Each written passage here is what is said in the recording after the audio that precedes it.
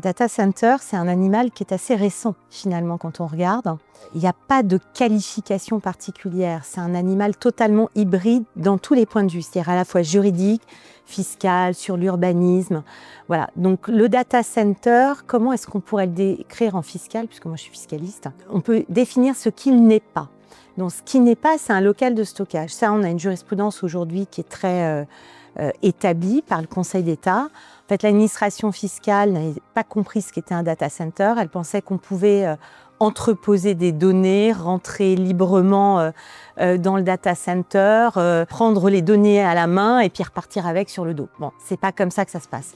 Donc les data centers, c'est pas un local de stockage, ça, la jurisprudence est claire. Donc ça veut dire que certaines taxes ne sont pas applicables et c'est plutôt un local industriel. C'est-à-dire si on peut essayer de trouver une qualification qui se rapproche le plus de ce que c'est intrinsèquement, c'est qualifié de local industriel dans la plupart des catégories aujourd'hui.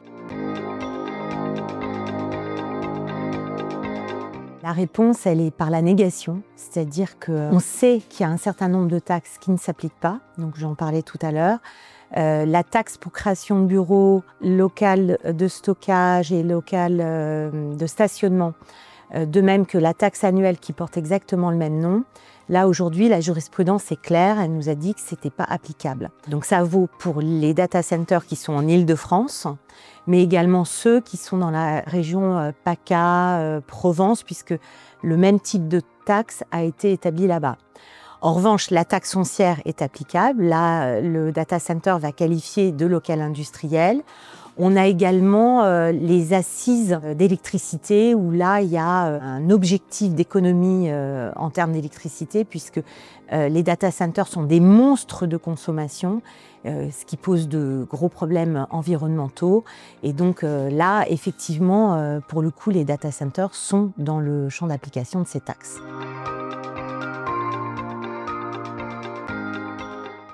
En fait, c'est exactement la même chose que pour les deux premières questions.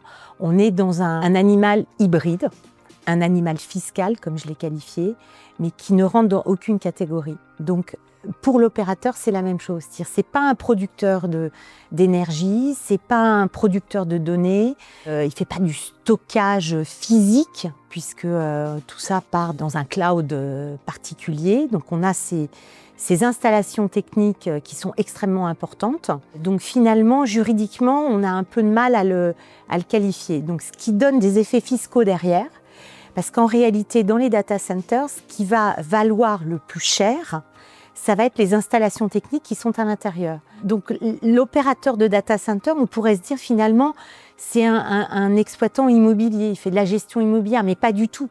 Et en fait, quand on regarde la valeur des installations techniques, il sort de cette notion d'immobilier et à la fin, il devient quelque chose qui n'a plus rien à voir avec l'immobilier et il perd sa notion de prépondérance immobilière.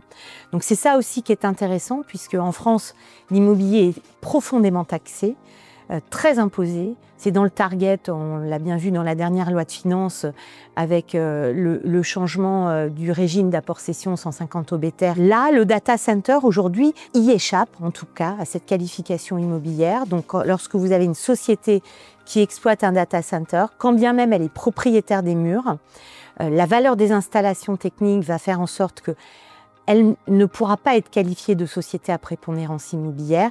Et tout ça est renforcé aussi par le fait que l'immeuble est affecté à ces installations techniques. Et sans ces installations techniques, l'immeuble n'aurait absolument aucune valeur.